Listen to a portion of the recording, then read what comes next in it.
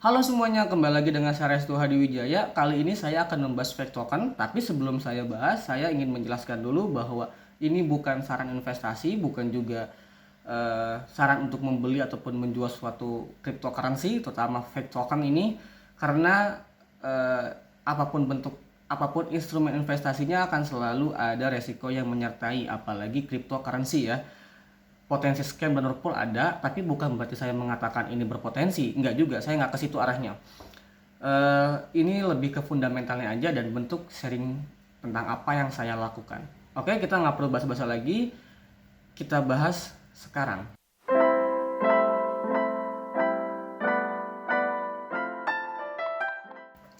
Fake token ini launching Januari 2021. Kemudian juga fake token memiliki slogan seperti memberi makan setiap gorila. Jadi kalau kemarin-kemarin kita bahas tentang anjing-anjing gitu, memberi makan anjing dan juga menyelamatkan anjing, kali ini lebih ke gorila.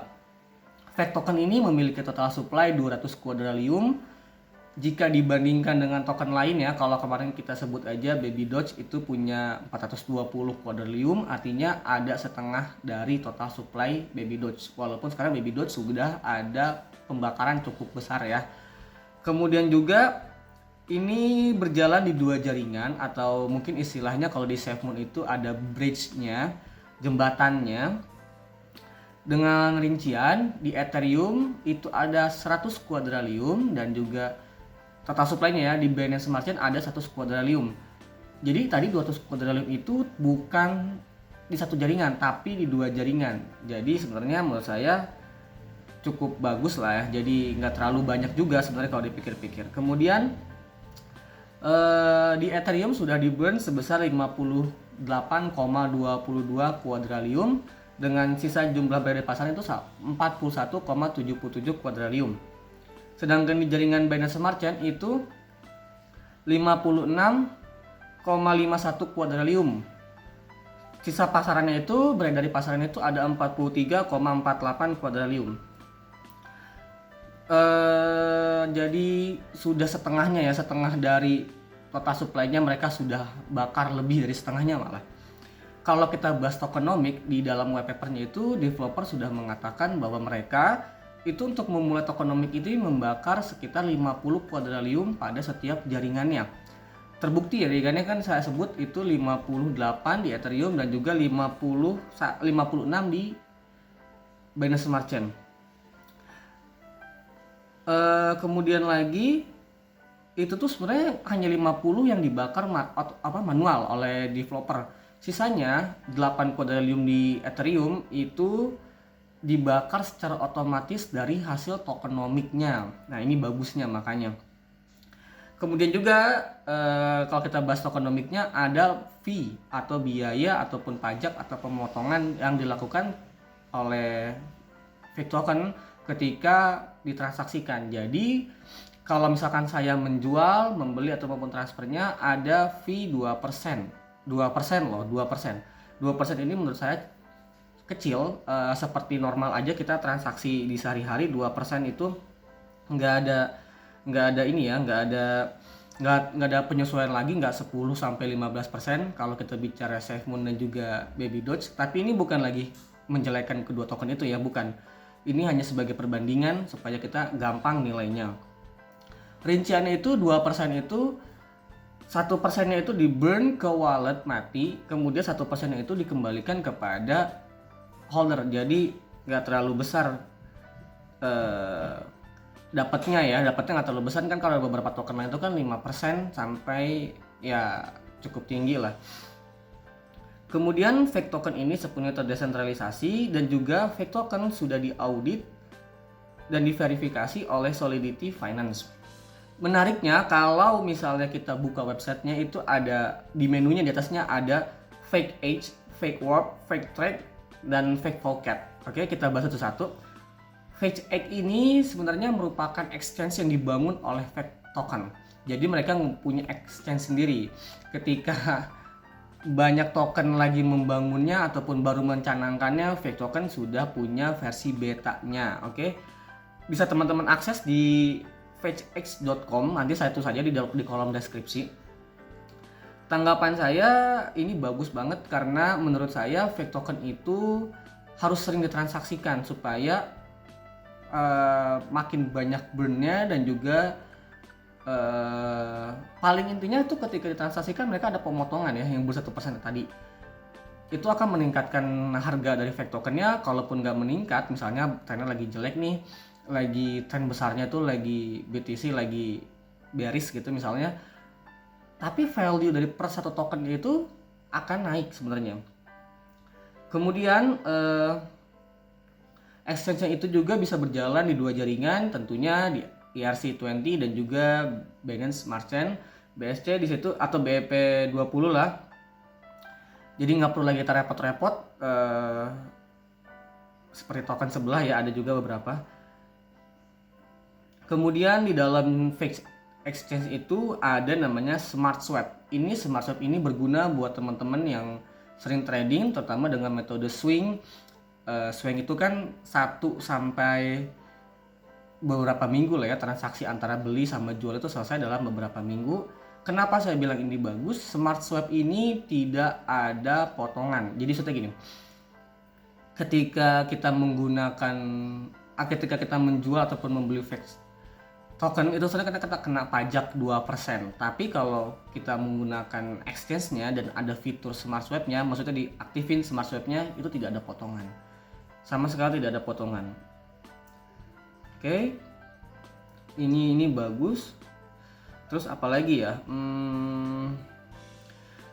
Fitur Smart Swap ini menurut saya membuat token ini tetap menarik untuk diperdagangkan. Kenapa itu penting buat saya? Karena gini, Phase 8 ini kan punya tokenomic 2% ya, 1%-nya dibakar, 1%-nya kembali kepada para holder dibagi rata. Ketika Phase 8 ini tidak punya daya tarik untuk diperdagangkan, untuk ya trader nggak mau lagi datang ke situ karena potongan terlalu besar, juga sebenarnya mereka lambat untuk nge-burn-nya kalau menurut saya. Dan 2% itu tidak membuat developer malas ke situ, tidak membuat para trader atau pedagang itu malas mentransaksikannya. Terbuktinya apa? 58% sudah di burn di jaringan Ethereum contohnya aja ya. 50-nya itu kan memang sudah diinformasikan bahwa di burn oleh developer untuk menjalankan tokenomic. Begitu juga di Binance Smart Chain-nya di jaringan itu.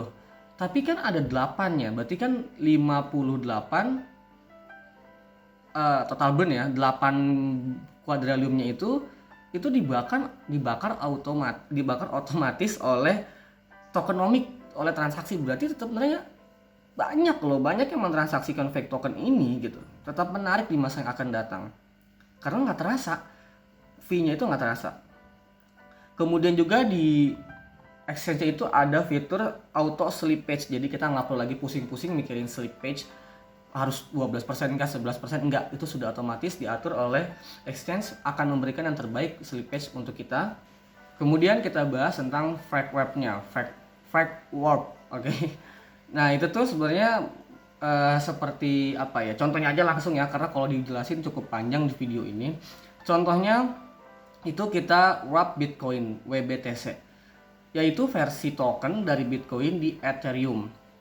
WBTC itu adalah token ERC20 yang seharusnya memiliki patokan 1:1 dengan nilai Bitcoin yang memungkinkan Anda untuk menggunakan BTC secara efektif di jaringan Ethereum. Jadi ketika kita meng-warp suatu token di jaringan apapun itu bisa digunakan walaupun berbeda jaringannya. Nah khusus untuk di fake warp ini kita bisa meng-warp itu koin-koin seperti XRP, kemudian juga Cardano di situ bisa, dan lain sebagainya. Nanti saya jelasin aja di kolom deskripsi karena terlalu panjang sebenarnya. Kemudian juga fitur fake warp ini kita hanya terkena biaya sebesar 1%. Jadi totalnya 1%, sorry. Kalau misalnya kan kita mau warp XRP untuk bisa ditransaksikan di jaringan yang Binance Smart Chain, itu kita kena fee 1% gitu. Kemudian kalau kita menjual warp XRP yang sudah kita lakukan di fake swap itu kita baru kena potongan 2%. Kemudian juga ada namanya fake track. Fake track itu kalau kita lihat sebenarnya seperti semacam aplikasi. Oke, aplikasi yang berjalan di smartphone, baik itu Apple maupun Android maupun di desktopnya. Fungsinya apa? Fungsinya itu dia secara real time melihat fetch balance dan valuation. Kemudian juga dia bisa melihat live burn dan juga circulating token counter atau hitungan sirkulasi tokennya ya. Kemudian juga itu berfungsi sebagai multiple wallet address. Kemudian charted market data, reward forecast. Reward forecast itu apa ya? Melihat potensi reward di masa yang akan datang itu bisa langsung dari aplikasi fake track. Kemudian ada link and information aja. Ini sudah bisa di-download ya aplikasinya di Google Play Store dan juga Apple Store App Store maupun juga di desktop. Teman-teman bisa langsung buka aja di Google Play Store. Saya udah nyobain, itu bisa. Kemudian ada menu fake faucet. Faucet itu apa? Jadi itu semacam reward yang diberikan kepada kita. Oke. Ini tuh reward yang diberikan kepada kita nih. Bedanya sama yang tadi 1% dari hasil fee itu, kita nggak perlu punya fake tokennya. Kita bisa claim reward sebanyak 1 kali 24 jam atau 1 hari 1 kali walaupun kita nggak punya fake tokennya. Nah, tujuan dari fake faucet ini menurut developer itu suatu hari nanti developer berharap akan menyediakan lebih dari 20 US dollar dalam bentuk fake ya, fake token setiap menit. Yang mana itu diharapkan lebih besar daripada gaji bulanan di negara-negara berkembang. Oke. Saya paham tentang fake faucet ini tujuannya apa, tapi saya nggak paham bagaimana teknisnya atau mekanisme fake faucet ini karena apa ya, buat saya bingung juga gitu. Bagaimana developer itu bisa memberikan reward ke kita walaupun kita nggak punya fake tokennya dan itu cukup besar, setara 20 dolar per hari ya, setara segitu. Saya nggak paham teknisnya, tapi wajar karena itu kan sebenarnya ranahnya developer ya. Saya mau orang luar dan nggak ngerti tentang itu. Lalu teman-teman pasti akan bertanya, bagaimana sih sebenarnya potensi fake token itu di masa yang akan datang? Walaupun saya sudah katakan di awal ya, ini bukan tentang price prediction ataupun potensinya, tapi pasti tetap ada yang bertanya ke situ. Menurut saya fake token ini cukup bagus, bahkan saya suka sebenarnya kalau saya pribadi ya. Saya nggak lagi menyarankan beli loh ini. Kalau saya pribadi saya akan membeli fake token. Saya sudah membeli belum? Tetap belum, saya menunggu momentum. Menurut saya mungkin bisa dapat sedikit harga lebih murah pada saat ini. Karena dia baru masuk Hotbit ya. Jadi seharusnya kalau baru masuk exchange besar itu dia akan pump dulu gitu saya. Baru nanti turun. Jadi saya nunggu momentum itu.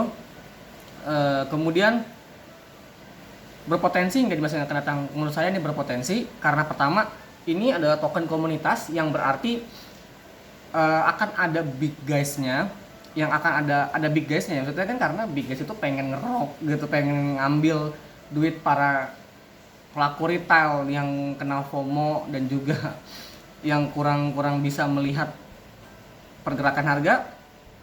Nah, jadi ini sebenarnya lahan yang cukup basah untuk big guys menurut saya. Kemudian juga nggak ngebuat big guys malas gitu untuk tradingin karena potongannya hanya 2% gitu loh, hanya 2%, sedangkan mereka memiliki potensi cukup besar untuk menarik atau mengambil uang dari pelaku retail. Jadi kalau saya bilang ini berpotensi untuk saya pribadi masuk, tapi saya tidak menyarankan teman-teman karena ya jangan apalagi pakai uang dari pinjol gitu, bahaya banget, jangan. Mungkin itu aja video saya kali ini. Maaf kalau kurang optimal karena cukup banyak juga pembahasannya. Ingat selalu dari saya, riset. Salam.